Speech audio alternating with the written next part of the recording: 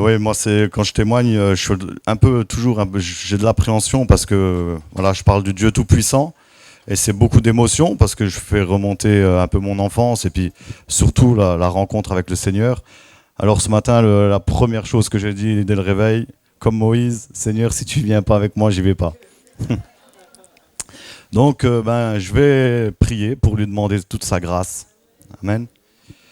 Seigneur, nous te bénissons pour ces moments, mon Dieu, mon roi. Merci pour ce témoignage parce que c'est toi qui l'as fait. Moi, j'y suis absolument pour rien, Seigneur. Alors vraiment que les regards soient tournés uniquement sur toi et toi seul. Parce que toi seul es digne de recevoir louange et gloire, Seigneur. Merci, Père, pour ce que tu as fait dans ma vie. Prends maintenant toute la place, mon Dieu. Amen. Alors, je m'appelle Nasser. Je suis né en Moselle. Et donc je suis français d'origine algérienne et j'ai grandi avec 4 frères. Mes grands-parents ont sûrement dû venir en France après la guerre. Je dis sûrement parce que j'ai pas connu mes grands-pères. Le papa de mon papa, lui, il est retourné en Algérie quand mon père était encore enfant et je sais pas pourquoi. Et le papa de ma maman est décédé quand elle était enfant. Moi, mon arbre généalogique s'arrête à mes parents parce que je sais absolument rien à partir de... Et mes grands-mères, que j'ai connues jusqu'à l'adolescence, elles parlaient pas un mot de français et moi, je parlais pas un mot d'arabe. Parce que j'avais 4 frères, j'avais un papa ouvrier et une mère au foyer, donc on n'est jamais parti en vacances, jamais parti en Algérie. Et donc, j'ai eu un gros problème d'identité dans mon enfance parce qu'on on allait tous les samedis chez ma grand-mère maternelle. C'était vraiment le rendez-vous avec le rendez-vous de toute la famille où il y avait de l'amour, tous autour de cette femme âgée remplie d'amour. Mais moi, je comprenais pas ce qu'elle leur racontait. Donc j'étais un peu toujours étranger aux discussions. Et quand j'allais à l'école, j'étais avec plein de copains et que j'avais des copains français, évidemment. Mais quand je leur disais comment ça se fait que vous vous invitez toujours entre vous et puis moi tu m'invites jamais, surtout qu'ils avaient des super jouets que je n'avais pas. Et il m'a dit moi je t'aime beaucoup mais ma maman elle a dit qu'elle veut pas d'arabe à la maison. Donc étranger aussi, je sais pas, je suis français, je suis arabe alors dès la toute petite enfance. Et puis aussi forcément des problèmes d'argent. Donc moi j'avais pas toujours des goûters à l'école. Et alors je m'étais fait une petite technique quand j'avais 6-7 ans, je sais pas exactement, peut-être CE1, CE2, je faillotais toujours avec un camarade qui avait des goûters à la fraise. Et je lui disais, tu sais qu'on est des bons copains, tous les deux, on est des super potes, hein. Ouais, ouais. Et tu sais que les copains ils se partagent tout. Ouais, je sais. Tu me donnes une petite madeleine à la fraise. Ouais. Et puis il me donnait. Et jusqu'au jour où il me dit, ouais, c'est vrai, Nasser, qu'on est des copains, mais comment ça se fait que toi, tu me partages jamais rien? Il venait de mettre fin à ma carrière de goûter à la fraise. Donc j'ai grandi comme ça, c'était vraiment pas facile. Alors je me suis dit, je vais me mettre à... Voilà, je vais me trouver mon identité. Je suis un Algérien. Alors tout de suite avec ma maman, j'ai... Drapeau de l'Algérie dans la chambre, écharpe de l'Algérie, casquette de l'Algérie. Moi, je suis un Algérien et je suis un musulman. Tout petit. Maman, je veux faire le ramadan. Maman, je veux faire le ramadan. J'étais circoncis à 6 ans. Ma maman, elle faisait le ramadan par tradition. Mon papa, lui, buvait de l'alcool. Il n'était pas du tout dans la religion. On avait eu ce problème d'alcool dans la maison. Ma maman faisait le ramadan juste par tradition. Elle faisait pas les prières, comme les 3/4 des musulmans en France. Et donc, moi je dis, maman, je veux faire le ramadan, je veux être un musulman. Et elle me dit, non, t'es trop petit, tu peux pas faire encore le ramadan, c'est dangereux pour toi, parce que je devais avoir 5-6 ans, je sais pas, je me rappelle plus trop. Et moi je veux faire le ramadan. Bon, tu le fais, mais que le mercredi, d'accord. Dès que j'ai eu l'âge, je faisais le ramadan. Dès que j'ai eu 15 ans, maman, je vais aller à l'école coranique. Ok, elle m'inscrit à l'école coranique, j'apprends à lire l'arabe. J'apprends les sourates du Coran, je récitais 5 sourates du Coran, j'ai acheté un tapis et je priais, j'étais à fond, mais je savais même pas ce que je récitais. Et j'avais pas de relation avec un Dieu, je ressentais pas, vraiment, mais je voulais de tout mon cœur. Alors, et puis quand ma maman elle m'emmenait chez ma grand-mère le samedi, elle lui disait regarde ce qu'il a appris. Alors moi je récitais 5 sourates, ma mamie était contente, mais moi j'étais vide. vide, et puis j'étais quand même malheureux. Parce que j'étais vide, il me manquait quelque chose. Alors, et puis surtout dans cette école coranique, j'apprenais surtout les interdits de la religion. Ça me rendait même parano parce que, par exemple, il fallait rentrer dans une pièce avec le pied droit, surtout pas avec le pied gauche, sinon il y a les genoux, les démons qui rentrent avec toi. Quand tu rentres aux toilettes, c'était le contraire, je crois que c'était le pied gauche en premier. Il y avait plein de trucs, il faut surtout pas rigoler le vendredi parce que sinon il t'arrive un malheur et tu pleures le dimanche. Alors quand tu rentres de l'école, t'es un peu pressé. Hein, je suis rentré de quel pied là? Ouais, je devais ressortir, je récitais les sourates et je rentrais du bon pied.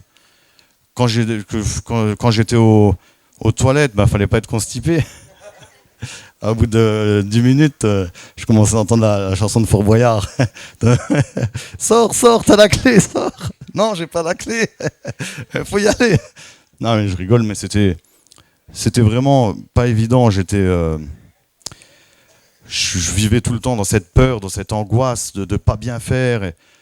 Et puis quand je disais à ma maman, mais je veux aller au paradis. On ne sait pas, c'est Dieu qui va compter les bons points, les mauvais points. Alors si t'as pas assez de bons points, tu vas aller en enfer.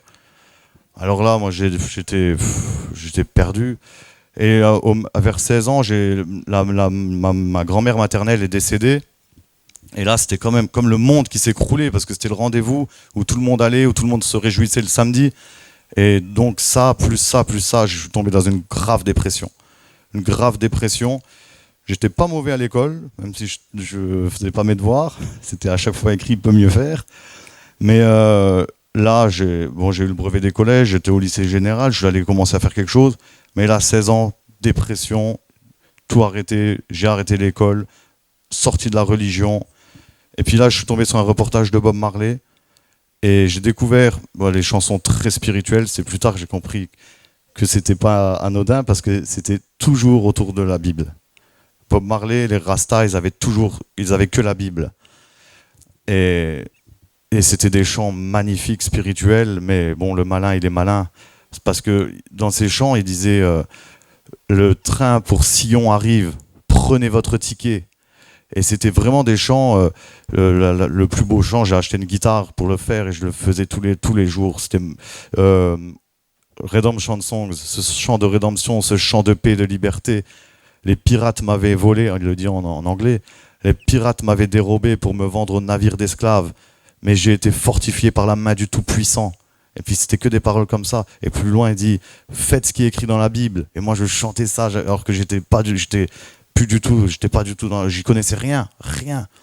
Mais j'aimais, j'adorais même. J'adorais, c'était mon Dieu, c'était devenu mon Dieu pendant plus de 17, 18 ans. J'achetais tout de Bob Marley. Je faisais venir des DVD de Chine. Dès que j'avais des sous, c'était Bob Marley. Tout. Et même, j'allais tellement... D'ailleurs, quand j'ai donné ma vie au Seigneur plus tard, moi, un de mes 4 frères, il a dit à ma mère, mais t'inquiète pas, maman, ça va lui passer. Et ma mère, elle lui a dit, non, je sais que ça lui passera pas. Quand lui, il se met dans quelque chose, il y va à fond. Et puis, donc, c'était mon Dieu. Et bon, il chante des belles chansons de liberté, lisait la Bible, mais par contre, avant chaque concert, il disait que, parce que les Rastas, leur Dieu, c'est Haïlé Sélassié, le premier empereur noir d'Éthiopie. C'est là la subtilité de l'ennemi qui essaie de nous détourner. Parce qu'avant chaque concert, il disait Haïlé Sélassié, le premier, le roi des rois, le seigneur des seigneurs, le lion de la tribu de Juda, le roi de Salomon et de David. Et donc, il détourne, quoi. Bon, bref. Et moi, j'étais à fond là-dedans, mais j'étais pas du tout dans la religion. Moi, c'était juste les chants qui me plaisaient. Et l'homme, et Bob Marley, parce que quand il était petit, il est né d'une mère blanche, noire et d'un père blanc. Donc il a vécu le racisme et il a vécu le rejet. Parce qu'avec les blancs, on disait sale noir, et quand on était avec les noirs, on disait sale blanc. Et puis donc du coup, il a vécu le rejet. Mais malgré tout, il prenait la paix et l'amour. Mais moi aussi, c'était ça. J'ai jamais été méchant. Je me faisais surtout du mal à moi, plus tard. Et donc moi, j'ai grandi comme ça. Mais quand j'ai fait cette dépression, après c'était Bob Marley, mais c'était l'alcool, la fumée des joints, les festivals reggae. Je pensais en fait, je me disais, quand j'ai lâché la religion musulmane, je me suis dit, s'il faut vivre ça, tout ce que je vivais, ce que je vous disais là, c'est un enfer. Pour peut-être qu'un jour, peut-être, j'ai des bons points, j'ai assez de points pour être au paradis. Alors que, et puis ça se trouve, je vais quand même aller en enfer. Bah, tant qu'à faire, je prends ce qu'il y a à prendre et puis je vis à fond. Puis là, j'ai brûlé par les deux bouts. J'ai commencé une vie de débauche complète pendant longtemps. Je me suis mis avec une fille de mon quartier à 19 ans, avec qui j'ai eu 2 enfants. Mais moi, comme j'ai jamais appris à aimer, j'ai jamais appris à dire le mot je t'aime, je le connaissais même pas. Alors moi, et comme je voulais pas que mes enfants subissent un père alcoolique à la maison, j'étais jamais à la maison. Je travaillais la semaine, je rentrais pas le week-end, quoi. J'étais que avec mes copains, que pour boire et oublier. Je disais avec mon frère, je disais ben moi là, je vais débrancher la prise, quoi. Et je me claquais, je me buvais, je fumais.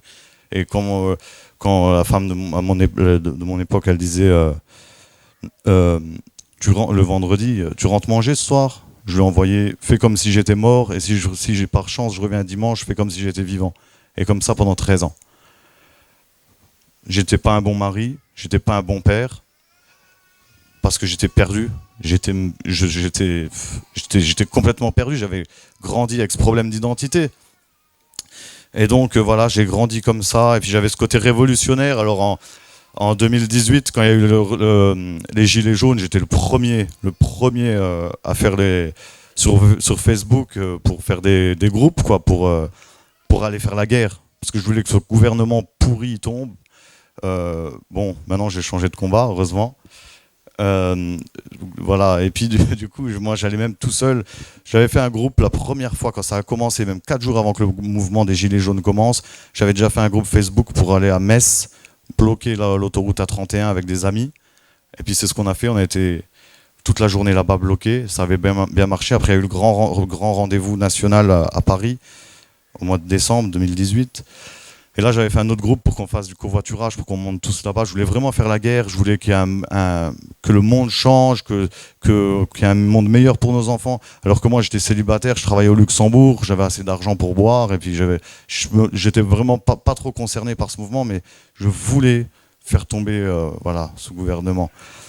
Donc, j'étais même tout seul à Paris. À 6h du matin, le samedi, je prenais le train et j'allais tout seul à Paris sur les Champs-Élysées. Et là... toute la journée avec il y a même une cousine qui m'a vu. Je t'ai vu sur BFM TV sur les grilles devant un feu aux Champs-Élysées. Bon, j'étais jusqu'à 23h le jour-là. Je vous raconte ça juste pour vous dire comment j'étais un peu à l'époque. Et après, la place au roi des rois. Donc là, toute la journée, avec les CRS, à se faire gazer, à courir d'une rue à l'autre. Et là, à 23h, il y a un ami qui m'appelle. Il me dit ouais Nasser, à ce qui paraît t'es à Paris, ouais ben justement nous, on va faire la fête toute la nuit à Paris, si t'es chaud on vient te chercher. Ben moi je lui dis évidemment effronté, viens vite me chercher, parce qu'il était 23h déjà et les pompiers pouvaient rentrer sur les Champs-Élysées, tout était fermé, je savais même pas où j'allais dormir de toute façon, et je savais même pas s'il y avait encore des métros, je connaissais rien. Donc il vient me chercher, on boit, on continue à boire jusqu'à 6h du matin. Je monte dans un hôtel. Je perds connaissance parce que je me suis fait gazer toute la journée. Et puis depuis 6h déjà le matin, j'avais couru toute la journée. Et puis j'avais bu toute la nuit. Là, je suis tombé d'un escalier en colimaçon. Je me suis fracassé la tête, ouverte comme un ouvre-boîte. 13 points de suture. Et moi, je chantais rien. Je dis, mais mon copain, j'entendais avec sa copine crier. Je dis, mais c'est bon, allez, je vais me coucher là. Non, t'es fou. Puis il appelle les pompiers. J'entends les pompiers. Il va mourir, ne laissez surtout pas s'endormir, il va mourir. Wow. Bon, j'arrive à l'hôpital, j'avais trop bu, elle pouvait pas m'anesthésier. Et elle me recoue, et moi j'étais là, et puis je lui parlais, puis je racontais des bêtises. Et mon copain, il savait que je resterais pas, parce qu'il me connaissait, il avait déjà envoyé un taxi en bas. Elle avait à peine fini de me recoudre, j'étais remonté dans le taxi, 3 heures après, j'étais de nouveau dans un bistrot. J'ai passé toute ma journée à Paris le dimanche. Le lendemain, à 6h du matin, j'étais dans le train pour aller au travail. Je travaillais au Luxembourg. Moi, je disais toujours à mes amis, de toute façon, je ne passerai pas la cinquantaine, mais il y en aura largement assez. Et puis, de toute façon, j'en veux pas plus. J'avais une vie où Mais un jour, il y a une amie qui me dit, toi, Nasser, la seule chose qui pourrait te calmer, c'est que tu donnes ta vie à Jésus. Comme ça. Elle n'a pas eu froid aux yeux. Et là, je lui dis, par contre, je t'arrête tout de suite, tu me parles plus jamais de Jésus. Mais plus jamais. Ah ouais, d'accord, non, non, d'accord. Mais si tu veux, je te laisse quand même un Nouveau Testament. J'ai dit, si tu veux, tu le poses là, mais je te préviens, je ne le toucherai pas. Viens pas me dire dans 3 jours, est-ce que tu l'as lu? Je te le dis tout de suite, je ne le lirai pas, il prendra la poussière. Parce que nous, comme on connaît pas l'histoire. Nous, déjà, à l'école, j'avais des assez bonnes notes. En histoire, ça n'a jamais dépassé 5 sur 20. Parce que je m'en fichais de l'histoire, en fait. Attila, les Huns, alors que j'ai même pas connu mes grands-pères. C'est vrai, je connais pas l'Algérie, je sais même pas si je suis français ou arabe. Qu'est-ce que tu viens me parler d'Attila et de Louis XIV? Donc moi, tu me parlais pas de l'histoire. Donc je connaissais rien. Et donc moi, c'était moi, Jésus. Si je donnais ma vie à Jésus, pour moi, c'est comme si elle me disait, Nasser, il faut que tu renies que t'es un arabe et que tu sois un Français. Allez, déjà, moi, j'aimais pas les Juifs, j'aimais pas Israël, parce que je connaissais pas comment on grandit. Nous, qu'est-ce qu'on sait, qu'est-ce qu'on voit? C'est les Juifs, on leur a donné, on leur a fait laisser voler la terre de nos frères les Palestiniens après la guerre, pour compensation de ce qui s'est passé pendant la Shoah. Et du coup, ils pillent et ils tuent nos frères palestiniens. Et moi, je pensais ça parce que je connaissais pas voilà, l'histoire. Et je sais qu'il y a des centaines de milliers de franco-algériens, de franco-maghrébins qui pensent exactement ce que je pensais à cette époque-là. Parce qu'on est aveuglé, parce qu'on ne connaît pas l'histoire. Donc j'ai dit, tu ne me parles surtout pas de Jésus. Je ne veux pas de Jésus. Et puis j'avais peur aussi de la peur du qu'en dira-t-on. J'avais peur de ce que ma famille allait dire. Ouais, tu renies ta race. D'ailleurs, c'est ce qu'ils ont dit. Les Français, ils ont de la chance, ils n'ont pas besoin d'être en guerre pour trouver des harkis. Et donc moi, je ne voulais pas de Jésus. Et alors là, du coup, je suis parti, elle m'a laissé, je suis parti dans ma voiture pour aller au travail. Et là, je mets la radio, c'était nostalgique, je mettais d'habitude, je crois. Ou RFM, enfin bref. Et là, rien du tout. D'habitude, il y avait toujours, dès que je mettais le contact, il y a la radio. Bon, c'est bizarre, je mets Skyrock, hop, je change de chaîne, rien du tout. C'est bizarre ça. Bon, tant pis, je vais être en retard, je pars. Et puis d'un coup, j'entends, le Seigneur Jésus est mort sur la croix pour toi. Par amour pour toi, son sang a coulé, etc., etc. Je sais plus exactement c'était quoi les paroles. J'ai dit, waouh, c'est quoi ça? Et après, j'attends, parce qu'elle venait de me dire, la seule chose qui peut te calmer, c'est que tu donnes ta vie à Jésus. Et j'avais jamais entendu de ma vie ça, même une prière, j'avais jamais entendu peut-être. Et encore moins la radio là. Et à la fin, j'entends, vous étiez bien sur la radio RCF, et ça coupe, et ça me met nostalgie. Oh, je vais voir sur Internet. Radio RCF, Radio des Chrétiens de France. Oh là, j'ai dit là, il y a quelque chose là. Là par contre. Alors j'ai commencé à faire des recherches, islam, christianisme, Mahomet, Jésus. Je cherchais surtout des détracteurs de la Bible. Je voulais pas donner ma vie à Jésus, mais vraiment pas. Mais plus je cherchais, et plus Jésus devenait une évidence. Alors j'ai dit, bon, il manque quelque chose à ma recherche. C'est d'aller dans une assemblée évangélique, parce que je connaissais rien, je savais même pas s'il y avait des vitraux aussi, je savais même pas ce qu'on y prêchait, le mot prêcher même je connaissais pas. Alors c'était en février 2019. Alors j'ai été dans cette assemblée un dimanche matin, et première note de louange, l'amour de Dieu qui m'a transpercé, foudroyé, qui a brisé toute cette armure que je m'étais faite pendant 33 ans. Et je me suis mis à pleurer. Je me cachais parce que j'avais honte. Et ça a duré longtemps, pendant toute la louange, je sais pas, pendant la prédication, et je pleurais. Et je savais que j'étais enfin sauvé, enfin libéré, enfin sur le bon chemin. Mais je ne savais même pas sur le bon chemin de quoi. Je connaissais rien, mais je le savais. C'est comme si le Seigneur m'avait mis, en fait, j'étais sur le chemin de la mort et j'avais enfin vu le chemin de la vie. Parce que le Seigneur, il dit, voici, j'ai mis devant toi 2 chemins, le chemin de la vie et le chemin de la mort. Choisis la vie afin que tu vives. Et là, j'avais vu le chemin de la vie. Et je pleurais. Et en sortant de là, après le culte, je savais que mon téléphone allait sonner. Je savais que c'était un pote pour aller au poker, ou un autre pote pour aller au PMU, ou un autre pote pour aller faire un barbecue, aller boire quelque part. Parce que là, t'en as plein des potes. Hein. Là, t'en as plein, quand t'es dans le monde, quand t'es perdu. Et moi, je voulais plus de cette vie-là. J'avais qu'une envie, c'est de retourner dans cette église pour revivre ces moments de joie et d'espérance que je trouvais nulle part ailleurs. Et donc, j'étais dans ma chambre et j'ai dit, Seigneur, si c'est vraiment toi, Jésus, le Dieu que j'ai senti tout à l'heure, là, si c'est vraiment toi, alors fais-moi un signe, je te promets que je te donnerai ma vie. Et là, il m'a fait des signes toute l'année 2019. C'était... Je dis souvent, quand je raconte ce témoignage, que c'est comme un père, quand il apprend à son fils à faire du vélo. Au départ, il est sur 4 roues, il veut qu'il passe au vélo à 2 roues. Alors, d'abord, il lui tient la selle. Et puis, il avance avec lui jusqu'à ce qu'il ait assez d'élan. Et dès qu'il a assez d'élan, il le laisse. Mais il reste à côté. Et il regarde son fils et prend plaisir à le voir faire du vélo. Et moi, dès qu'il voyait que je vacillais, et il me faisait un signe, pour dire, je suis là, t'inquiète pas. Un des signes, quand j'avais vécu ça, je lisais ma Bible. Je prenais le train tous les matins, parce que je travaillais au Luxembourg, et je lisais ma Bible tous les matins dans le train. Et un jour, le Seigneur est bon, parce qu'il m'a mis aussi un père spirituel à côté de moi. Tout de suite, il m'a pris sous son aile aussi, et puis il m'a montré comment il fallait faire, parce que moi, je venais, autant vous dire, tordu, et puis bourrin. Je le suis encore un peu, des fois, je manque de tact, de sagesse, mais on apprend tous les jours avec le Seigneur. Hein? Alors bon, je dis beaucoup pardon, jusqu'à ce que j'ai la sagesse du Seigneur pour de bon. Et donc, et je lisais ma Bible, et mon père spirituel me disait toujours, quand tu lis la Bible, prie avant. Prie ton Dieu, et tu dis, Seigneur, parce que la parole, elle est vivante, c'est Dieu la parole. Seigneur, parle-moi, qu'est-ce que tu veux me dire? Je veux ouvrir ta parole, on ne lit pas comme une BD. Je veux que tu me parles, Seigneur, parce que c'est sa parole.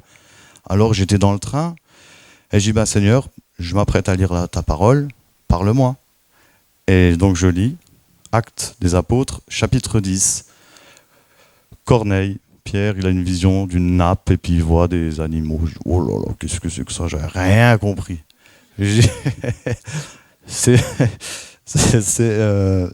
Après, j'arrive, faut bien aller au boulot. Je ferme ma Bible. Seigneur, pourtant j'avais prié, hein. Rien compris.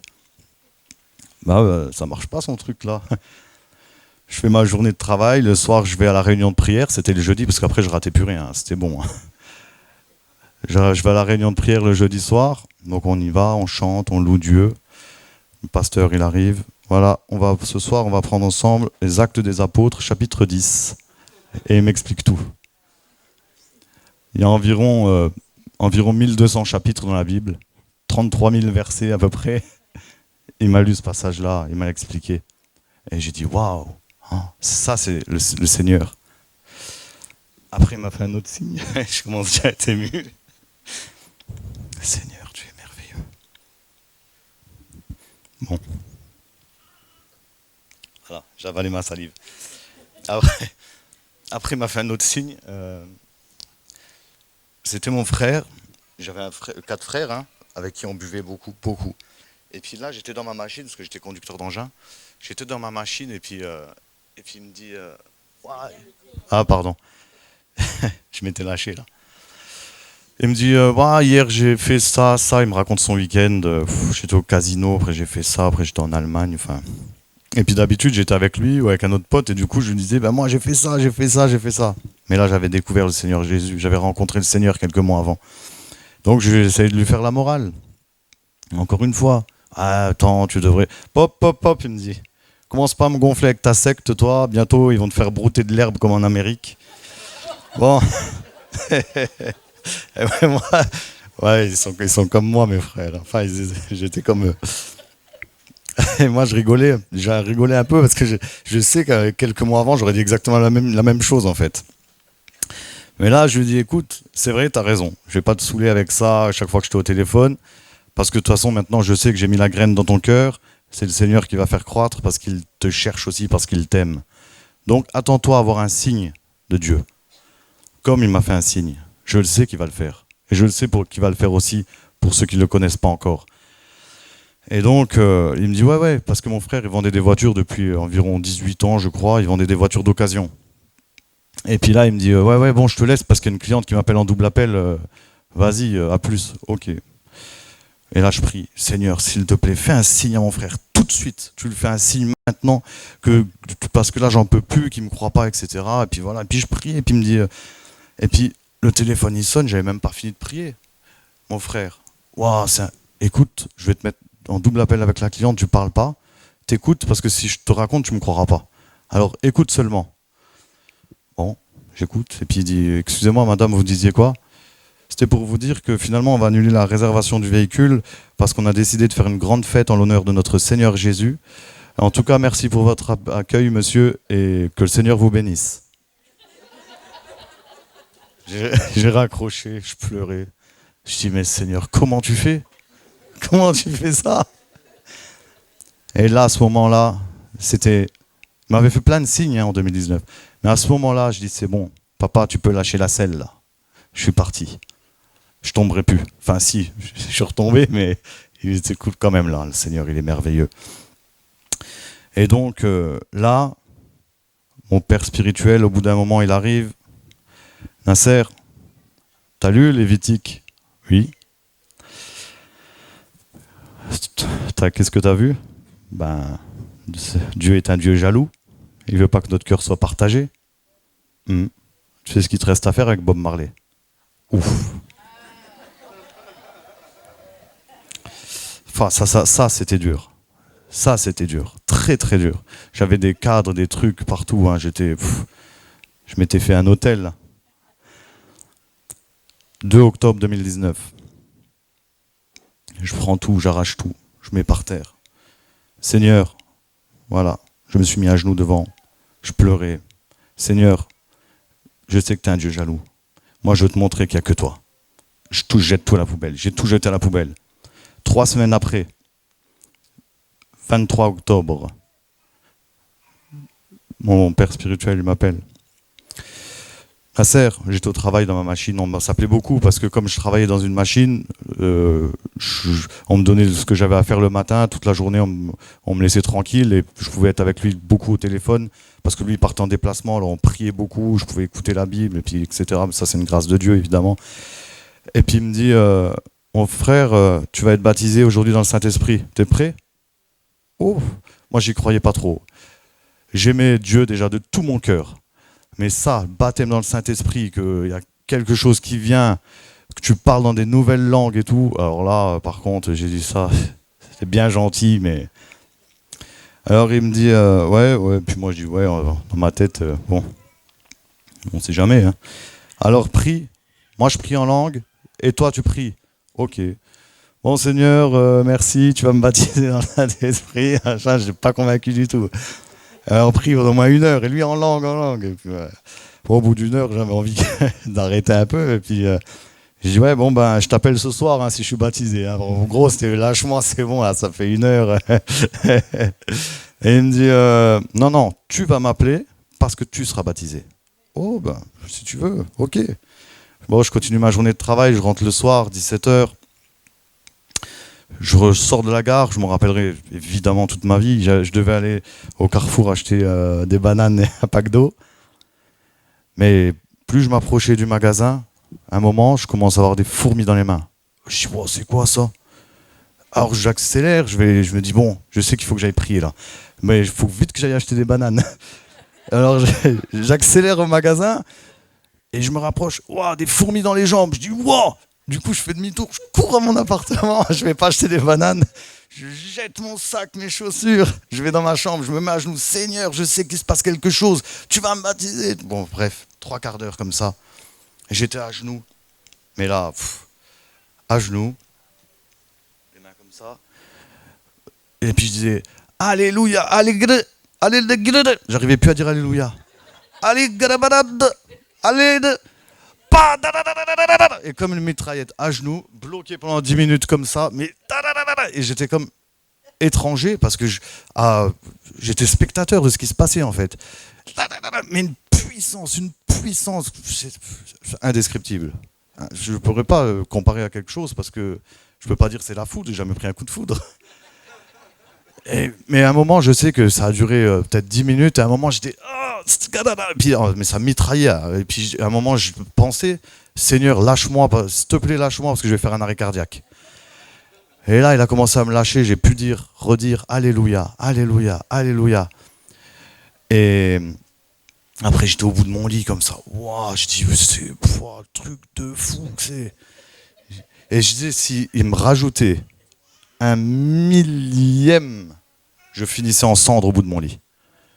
Tellement que c'était puissant. Alors là, oui, les Actes des Apôtres, chapitre 2, c'est vrai. Oui, tout ce qui est dans la Bible, c'est vrai.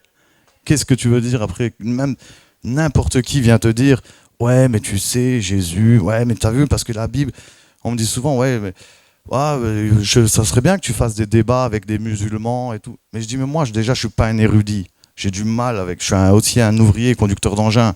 Que ça se trouve, il va me moucher. Si je commence à faire des conflits d'ego, il va me moucher sur quelque chose. Je vais être pas bien. Il va croire que c'est lui qui a raison. À quoi ça sert? Moi, je sais en qui je crois. Qui c'est qui va pouvoir me dire le contraire avec ce que j'ai vécu au bout de mon lit? C'est impossible. Donc, je n'ai pas envie de rentrer dans les débats. Je sais que c'est le Seigneur qui touche les cœurs. Nous, on a juste à semer. Voilà, le Seigneur, il t'aime. Et puis moi, je sais en qui je crois. Je sais que c'est mon papa qui m'aime aussi. Donc à partir de ce moment-là, je n'ai pas besoin de me justifier. J'ai juste à le dire. Parce que le Seigneur nous a dit, annoncer la bonne nouvelle à toute la création. Celui qui croira sera sauvé, mais celui qui ne croira pas sera condamné. C'est pas plus compliqué que ça. Il n'y a pas besoin de se... C'est comme ça. Donc voilà, baptême dans le Saint-Esprit. 3 semaines après, évidemment, baptême d'eau à l'église. Et puis j'ai continué. Bon, il y avait les attaques de l'ennemi parce qu'il n'était pas content que j'avais changé de royaume, parce que dans son royaume, j'étais chaud. J'en ai amené à appeler des potes, viens, on va faire ça, viens, on va faire ça. Donc évidemment, il envoie, mais quand tu es avec le Tout-Puissant, quand tu demeures à l'abri du Très-Haut, à l'ombre du Tout-Puissant, qu'est-ce qui peut t'arriver? Rien. Et donc, voilà, je continuais ma marche avec mon Dieu. Et je l'aime tellement. Et j'étais tellement bien avec lui que il n'y avait plus rien d'autre. Je voulais plus rien d'autre. Et vraiment, même pas de femme.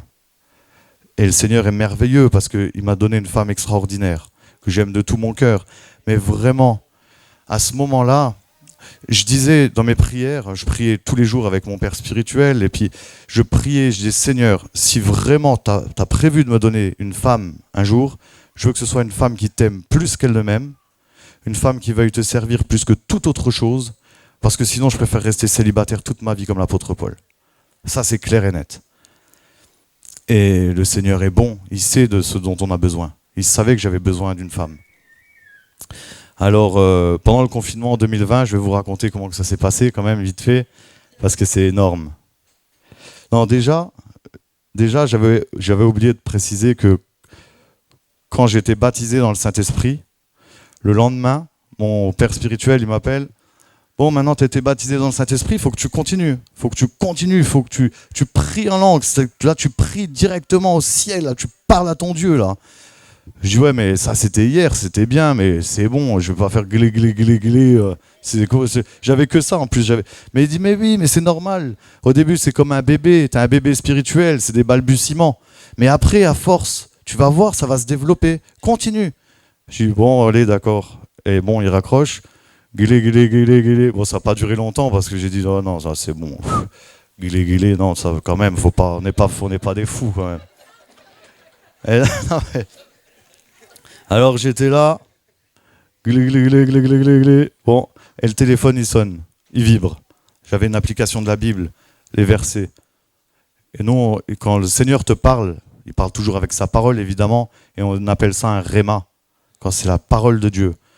Donc mon téléphone il vibre, alors je regarde, et là je regarde le verset du jour.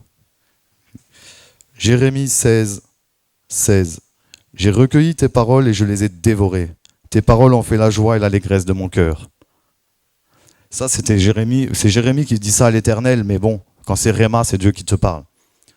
Alors là, je me suis plus arrêté. Plus arrêté, mais c'est-à-dire plus arrêté. C'est que je priais tout le temps en langue. Le Seigneur m'a donné aussi le ministère d'intercession. Je priais nuit et jour. J'étais dans ma machine, et je sais que ça fait rire, c'est normal. Je mettais des écouteurs exprès pour faire croire que j'étais en Bluetooth au téléphone. Et j'étais en langue, carabache, toute la journée, voilà, forcément. Et puis, je sortais, c'était la période 2020, donc j'étais content, j'étais un des seuls qui était content des masques chirurgicaux, parce que je le mettais dans la rue pour pouvoir prier en langue. Je pouvais prier tranquille, personne ne me prenait pour un fou. Il y avait le masque. D'ailleurs, j'ai repensé à ça il y a 3 semaines, j'étais en cure thermale, et entre 2 soins, il fallait, on était dans une salle de pause pendant un quart d'heure, et moi j'avais envie de prier, quoi. Alors j'avais un livre, j'avais plus envie de lire, j'avais juste envie de prier, et j'avais plein de gens dans la salle, de la salle de pause. Alors je faisais semblant de lire, et j'étais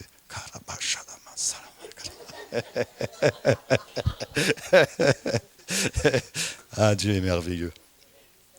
Et donc voilà, forcément, quand j'ai reçu le réma là, bon après voilà, prier en langue, parce que tu parles à ton Dieu, mais ça faut le vivre. Voilà, ça peut paraître fou, mais il faut le vivre. Voilà, moi j'étais aussi très cartésien, forcément. Et donc, j'ai dit, bon, le Seigneur, quand il a décidé en son temps de me présenter Floriane, c'était pas facile tout de suite. Parce que ma petite Flo, qui est née dans l'église, qui a grandi dans l'église, conservatoire, fille bonne sous tout rapport, elle annonce à ses parents, papa, maman, j'ai un truc à vous dire. Je vais me mettre avec quelqu'un qui a 10 ans de plus que moi, divorcé, 2 gosses, un arabe. Bon, je crois que c'est pas un péché pour les parents de demander une confirmation au Seigneur. Donc là, moi, elle me dit tout ça, etc., dans son entourage. Et puis même mon père spirituel disait, écoute mon frère, là par contre, bon, faut demander au Seigneur. J'ai dit, oh, bah oui, bon, on va demander au Seigneur. J'ai dit, par contre, autant te dire que moi, je veux pas me prendre la tête avec ça. Désolé, là, je parlais comme ça, enfin, voilà. Mais moi, je viens de découvrir, vraiment, c'est vrai, je venais de rencontrer mon plus grand amour. Il me comblait à tous les niveaux. Je m'en fichais de ça. Alors j'ai dit à Flo, on s'entendait très bien, on s'appelait tous les jours pour prier pendant le confinement, elle était chez elle, moi j'étais chez moi célibataire, et on priait, je priais comme je priais tout le temps, évidemment. Et puis on s'est rendu compte qu'on avait extrêmement de points communs. J'ai jamais eu autant de points communs avec une autre personne. Et c'est bizarre malgré la différence, mais c'est Dieu qui a fait ça. Et tellement qu'on avait de points communs sur tout, j'ai arrêté de lui dire moi aussi, parce que je me suis dit, elle va croire que je fais exprès pour la draguer. Donc je disais plus rien. Mais alors là, je lui dis, écoute, bon, par contre, moi, je vais surtout pas me prendre la tête avec ça. On va plus se parler du tout. Plus d'appels, plus de messages, mais plus rien du tout. Et on va chercher la face de notre Dieu. Tu jeûnes de ton côté, je jeûne du mien, on prie, on demande au Seigneur. Bon, ça lui a fait mal, mais il fallait. Moi, je voulais pas commencer à rentrer dans des trucs alors que je venais de rencontrer le Seigneur. J'avais soif que de lui, de toute façon. Encore aujourd'hui. Merci Seigneur, c'est une grâce ça. Et donc, alors on s'est mis chacun de notre côté, on se parlait plus. Ça a duré que 2 jours. Parce que le Seigneur, il a parlé. Mais alors là, déjà, Flo, de son côté, elle a reçu, mais elle me l'a dit qu'après, parce que j'ai dit, moi, tant que j'ai pas reçu, on se parle pas. Elle a reçu Jérémie 32, 2 jours après, on avait commencé le jeûne. Jérémie 32, versets 39 et 40. Je leur donnerai un même cœur et une même voix, afin qu'ils me craignent toujours pour leur bonheur et celui de leurs enfants après eux. Je traiterai avec eux une alliance éternelle. Bon, pour elle, c'était bon. Ses parents, le même jour. Le soir, sa mère, elle reçoit un verset. Le lendemain matin, son père, il reçoit le même verset. Chacun de leur côté. Proverbe 19, 21. Il y a dans le cœur de l'homme beaucoup de projets, mais c'est le dessein de l'Éternel qui s'accomplit. Les deux ont reçu. Eux, ils étaient fixés aussi. Moi, le même jour, je lisais un livre, Comment entendre la voix de Dieu. Alors, voilà, puis c'était vraiment le b.a.-ba. Voilà, si tu veux entendre la voix de Dieu, prie, évidemment, c'est la base. Mais aussi, fais des moments de silence. Donc, tu demandes, tu poses une question, tu prends un cahier, tu écris ta question, la date, ta question, tu pries, et puis tu fais silence, tu fermes les yeux, et puis tu attends une réponse. Peut-être le Seigneur va te donner une vision, ou peut-être que plus tard tu vas lire tu vas avoir un mot, deux mots, tu vas lire dans la Bible, et tu vas comprendre ce que le Seigneur a voulu te dire. Parce que le Seigneur, il parle tantôt d'une manière, tantôt d'une autre. Alors je fais, d'accord, Seigneur, ok. J'avais écrit, donc c'était 18 mai, quand j'ai posé la question, 18 mai 2021, j'ai écrit. 18 mai 2020, pardon. 18 mai 2020. La question, Seigneur, comment tu m'aimes? Bon, je prie et puis j'attends la réponse du Seigneur. Je m'attendais à avoir une montagne, je t'aime grand comme ça, mais comme c'était une question bête, ben, le Seigneur m'a pas répondu parce qu'évidemment, il a donné sa vie pour moi et les cieux des cieux ne peuvent contenir l'amour qu'il a pour chacun de nous. Comment tu vas lui dire comment tu m'aimes? Comment il peut te le dire? Il y a pas les mots, ils sont pas assez forts ici et il peut même pas le montrer, c'est l'univers. Et donc, j'ai pas eu de réponse. Donc, copie blanche. Le lendemain, je jeûnais toujours. Et là, je lis poser une question au Seigneur, même si vous avez peur de la réponse. Bon, moi, j'avais quand même un peu d'appréhension parce que je m'étais attaché à Flo quand même. Et donc, j'ai dit, ok, Seigneur. 19 mai, Seigneur, est-ce que c'est vraiment Floriane que tu as prévu pour moi? Et ensuite, je continue à lire le livre. Est-ce qu'il faut avoir la foi comme un enfant? Vous êtes des enfants de Dieu. Il faut avoir la foi comme un enfant. D'accord, Seigneur, je vais avoir la foi comme un enfant. Et le Seigneur, il peut vous parler à n'importe quel moment, même pendant un café. D'accord, Seigneur, alors je vais finir mon jeûne et je vais aller boire un café, parce que tu vas me parler pendant le café. J'ai été boire mon café, je me suis mis assis à table, je bois mon café, d'habitude je reste toujours assis à table pour boire mon café, mais là je me lève, je me tourne vers le frigo, et au-dessus de mon frigo, il y avait un faire-part qui traînait depuis 2018, 2 ans. Quand on est célibataire, on ne fait pas souvent le haut du frigo. Et il était debout là. Et donc, je me retourne, je bois mon café, je faisais même pas attention au truc qu'il y avait au-dessus. Et en buvant le café, je lève ma tête et le faire-part, il était tombé. Il dépassait du frigo. Je dis, tiens, je chope le faire-part et je regarde. C'était une invitation, donc de 2018. On se dit oui aujourd'hui, 19 mai. Ça, c'est notre Dieu. Ça, c'est notre Dieu. Il n'y a personne qui... Je dis, mais Seigneur, t'es trop fort. J'arrêtais pas de lui dire ça de toute façon tout le temps. Et le Seigneur est bon. Et après, direct, hein, l'année d'après, donc le 29 mai, d'ailleurs le 29 mai, là, lundi de Pentecôte, ça sera nos 2 ans de mariage. 29 mai 2021, on s'est mariés, on a dit la cagnotte, ça sera pour notre Dieu, mission au Bénin. 2 mois après, on partait en mission au Bénin dans la brousse, à Feseda, au Goukpaté, parce que je dis toujours, Seigneur, moi je veux partir en mission, tu m'envoies n'importe où, je vais en mission en Afrique, même vivre là-bas, j'y vais. Donc là, en voyage de noces, on est parti dans la brousse 2 semaines. On a tellement morflé que je suis rentré et j'ai dit, Seigneur, partout, mais pas en Afrique.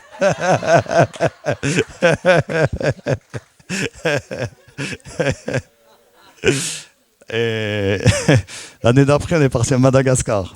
C'était dur parce qu'il y avait beaucoup de souffrance, mais... Et puis donc, du coup, on avance comme ça avec notre Dieu, il est vraiment merveilleux. Le Seigneur, moi j'avais toujours vécu en appartement, parce que je suis pas matérialiste, et puis moi je pensais qu'à aller boire, et puis de toute façon, j'avais pas envie de me poser, de toute façon. À l'époque, hein, pas quand j'ai rencontré le Seigneur, évidemment. Et là, le Seigneur me dit... Parce que le Seigneur, il m'avait délivré de l'alcool. Hein. Ça va de soi. Hein. J'ai oublié de le dire, mais il m'a délivré de toutes mes addictions et tout. Il m'a remis dans mon bon sens. Hein. Et donc, là, le Seigneur me dit, tu vas acheter une maison et tu en feras une maison de prière. Oh là, je dis, Seigneur, par contre, moi, oui, évidemment. Hein. Mais moi, j'ai pas envie de perdre mon temps à aller visiter, à faire des travaux. Je veux que ce soit la première que je visite, je veux que ce soit celle-là. Et pas de travaux. Ou en tout cas pas beaucoup, parce que moi je vais passer des heures, t'imagines, je vais parler avec Dieu. T'imagines, je passe des heures à faire des recherches, à faire des travaux, c'est le temps que je passerai pas avec toi à prier. Et le Seigneur il sait, il est bon. On cherche, on aimait bien dans un village où j'habitais déjà en appartement. Il y avait un beau lac avec un beau parc, on aimait bien, mais bon, on s'est dit bon ici c'est un peu cher et tout, bon on va pas. Donc j'ai cherché quand même entre l'axe Metz-Luxembourg. Parce que je travaillais au Luxembourg. Donc j'ai dit on va chercher sur 50 km à peu près. Hein. Et le lendemain, je regarde sur Internet, je trouve une maison encore plus près du lac et du parc. Je vais la visiter, mais elle était 20 000 euros plus chère au-dessus de nos moyens.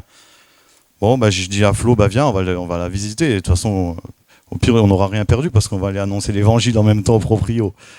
Alors, on a été, on visite. Alors voilà, c'était une grande salle, voilà, 50 mètres carrés.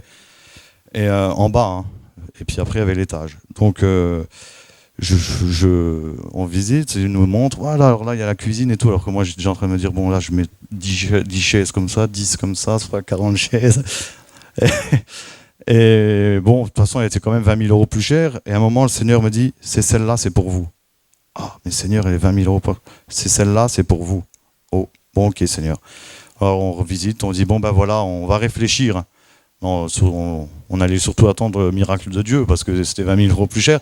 Et surtout qu'en plus, il avait plein de visites à faire. Alors qu'il avait mis l'annonce le matin, il a dit, j'ai plein de visites à faire. Parce que là-bas, c'est beaucoup demandé vu que c'est frontalier. Alors, on est rentré chez nous. Le lendemain matin, on reçoit un coup de fil. Le propriétaire. Écoutez, je ne sais pas pourquoi. Celui-là, on le connaît. C'est Dieu. Écoutez, je ne sais pas pourquoi, mais ce matin, je me suis réveillé. J'ai eu envie de descendre la maison à 20 000. Et il n'était même pas passé par une agence. Et il dit, j'ai été tellement harcelé de messages pour des visites que j'ai enlevé tout de suite l'annonce parce que je veux qu'elle soit pour vous. Voilà. Comment ? C'était quoi ? Oui, de 20 000. Bah oui, il ne l'a pas fait à 20 000, t'as même pas une cabane. Ah bon, j'ai dit ça ? Ah, pardon. Ah, donc voilà, c'est pour dire, notre Dieu est merveilleux. Il est tellement bon, mais tellement bon, notre Dieu. Tout puissant, évidemment, mais quand vous vivez ces choses-là, c'est tellement bon. Des fois, moi, je dis des trucs, bon, ça vous est déjà arrivé de dire des trucs stupides au Seigneur. Des fois, je dis, Seigneur, mais si tu savais comme je t'aime, comme s'il ne savait pas. Une fois, je lui ai dit, ah Seigneur, moi, je veux prendre soin de toi. Alors que je suis même pas une poussière dans sa main. Le truc le plus stupide que je lui ai dit, c'était... je me faisais un peu je m'inquiétais un peu pour mon ado de 16 ans. Et je dis, mais... Non, il avait 14, 15 ans, enfin bref. Et je dis... mais Seigneur, c'est vrai que toi, quand tu es venu sur la terre, t'as été tenté comme nous, en toutes choses, quoi. Mais t'as pas eu d'enfant quand tu étais sur terre. Tu sais pas ce que c'est, toi, de t'inquiéter pour un enfant. Et là, il me dit, j'en ai en ce moment environ 8 milliards. Pardon, Seigneur.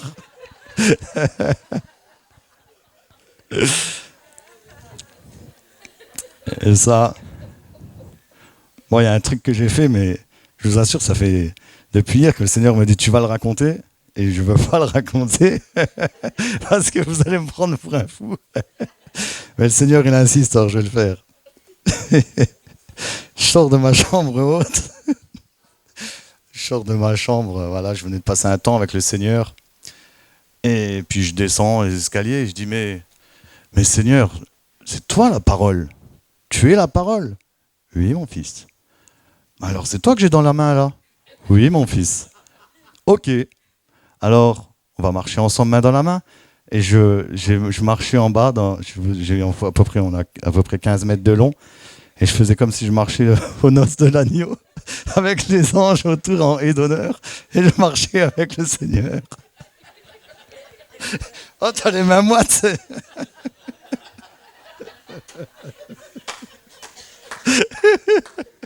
Je voulais pas leur raconter, mais il m'a dit, tu leur raconteras. Donc voilà, je termine là-dessus.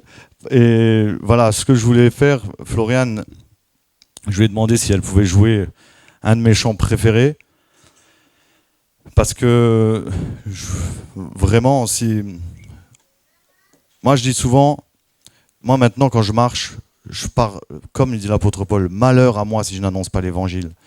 C'est un trésor tellement inestimable, mais en plus c'est un trésor inépuisable.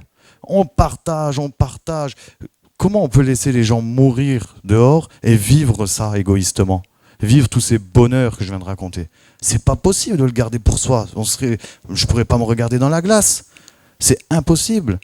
Et donc il faut, et c'est notre mission. Le Seigneur, il dit, allez par tout le monde. Prêchez, annoncez, vous avez reçu gratuitement, donnez gratuitement. Allez. Donc, moi, j'aimerais bien que on se recueille un peu devant Dieu. Et je vais vous laisser avec seulement 2 versets. Mais vraiment, qu'on fasse un cœur à cœur avec Dieu. Comme je vous disais, moi, je parle tout le temps à mon Dieu. Parlez, il est là, il fait exception. Il nous aime tous autant. Il n'y en a pas un qui est privilégié, un que Dieu aime plus, un chouchou. Non, Dieu, il aime tout le monde. Tout le monde. Donc si vous êtes là pour la première fois, si vous voulez vivre ces moments, si vous voulez rencontrer ce Dieu d'amour, ce Père éternel, ouvrez-lui simplement votre cœur. Si pendant ce moment de chant, pendant ce chant, si vous êtes touché, si vous voulez vivre ces moments qu'on vit avec Dieu, et surtout si vous voulez avoir accès à la vie éternelle, pour être avec lui pour l'éternité dans son ciel de gloire. Si vous êtes touché, approchez-vous devant. Il n'y a personne qui vous jugera, c'est juste entre Dieu, le Père et vous. Parce que si vous êtes là aujourd'hui, c'est parce qu'il vous aime aussi, parce qu'il veut aussi prendre votre cœur et dire « Viens mon enfant, je veux aussi prendre soin de toi comme je prends soin de Nasser. Viens mon enfant, je te donnerai la main. Je t'apprendrai à faire du vélo. Je t'apprendrai à marcher. Je t'apprendrai à courir. Viens mon enfant. Viens dans les bras d'amour de ton papa. Je t'ai attiré ici par mon esprit. Tu n'es pas venu ici par tes propres forces. Viens dans les bras de papa. Je t'aime. » Et si vous êtes là, que vous connaissez déjà Dieu, que vous avez déjà fait la paix avec le Seigneur, mais que vous vous dites, mais Seigneur, j'aimerais bien aussi vivre ces moments-là avec toi. Pourquoi j'ai perdu ces moments-là? Moi aussi, je vivais des bons temps avec toi. Moi aussi, je parlais et tu me répondais. Pourquoi, Seigneur? Pourquoi je prie plus comme avant? Pourquoi, Seigneur, je lis plus ma Bible comme avant au début? Seigneur, viens ranimer en moi la flamme. Viens ranimer en moi, Seigneur, le feu du premier amour. Donc si vous êtes touché pendant ce chant, approchez-vous simplement aussi devant et on priera pour vous.